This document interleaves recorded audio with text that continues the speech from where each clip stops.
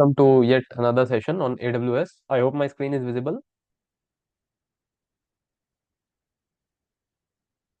Yeah. So let's continue. Yeah. So inside S3, we can host static websites. Okay. So first of all, S3 is storage service that is provided by AWS.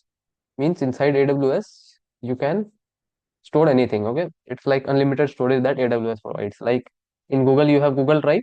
Here you have S3. Okay. Now, one feature that S3 also provides is of static website hosting. Okay. So if you have a static website, you can host it in S3. Okay. So let me show you. So this is a static website. It's basically a index.html file only. Okay. So this is currently available in my local system and locally I am able to access it. Right. My use case is I should be able to provide you the URL so that anyone in the globe can access it. So I will upload this file in the S3 bucket and anyone who has the URL should be able to access it, right? So let's see how we can do that practically.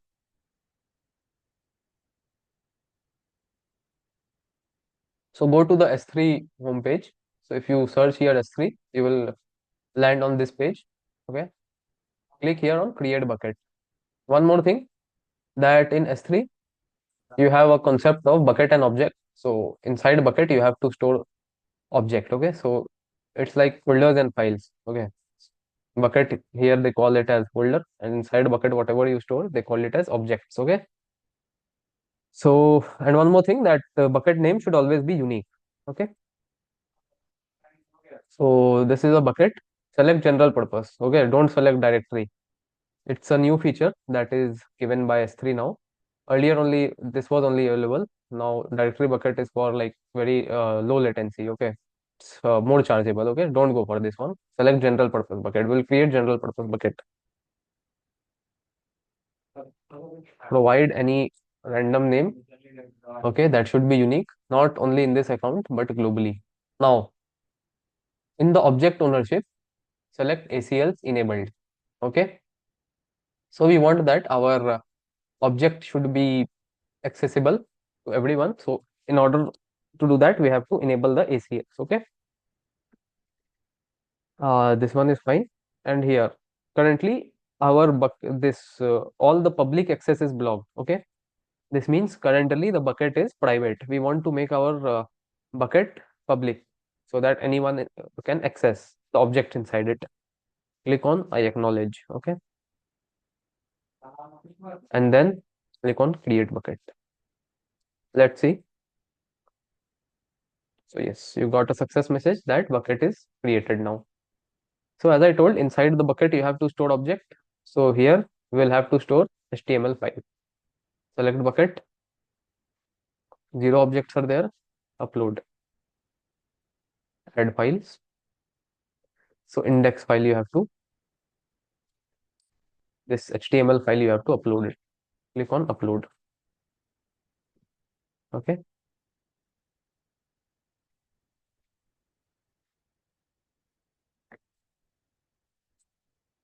Yes, success. Close this one. So now inside the bucket we have a object index.html. So once you click on the object, you will get a object URL. Now using this URL, anyone across the globe should be able to access my website. That is my use case. So let's check. This was like locally we were able to see. Now click here. Let's see if we are able to access. No, we are not able to access. Okay. So what you have to do is go back to the bucket, select the bucket. Here, go to the permission tab. Sorry, go to the properties tab. And once you scroll down, you will see static website hosting. Currently, it's disabled. Okay. So we want static website hosting. You have to enable it. Click on edit and enable it. Okay. Here, you have to specify the file name index.html.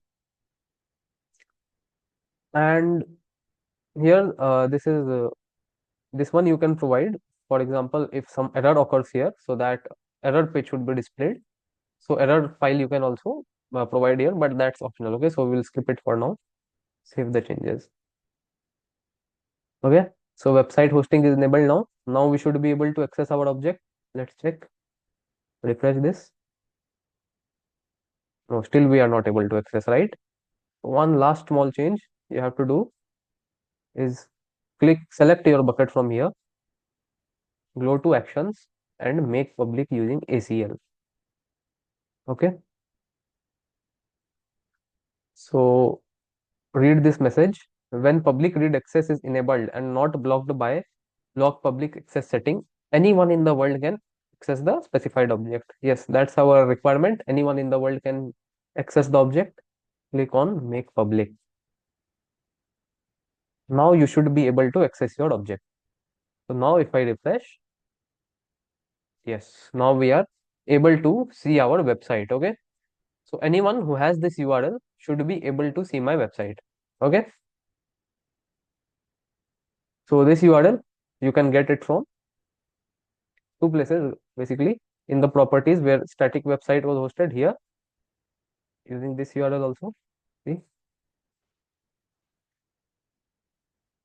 yes, we are able to access, or using the object URL also you can access that.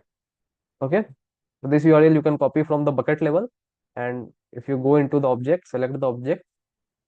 So this is the object URL. So both are using both you can access your website. And once you are done with the practical, it's always a recommended practice that you delete all the resources. Okay, because AWS charges. Okay, might be small only, but it's a good practice too. First, let's empty the bucket and delete. Then we have to delete it. Empty. So once the bucket is empty, you will not be able to access the website, of course, because the object itself has been deleted. Then how will you be able to access it? And then delete the bucket finally. So, yes. So that was all from my side, guys. I hope you learned how you can host static website in S3. And if you have any confusions or doubt, do put it in the comment section. Okay. So yeah, that will be all. Thank you.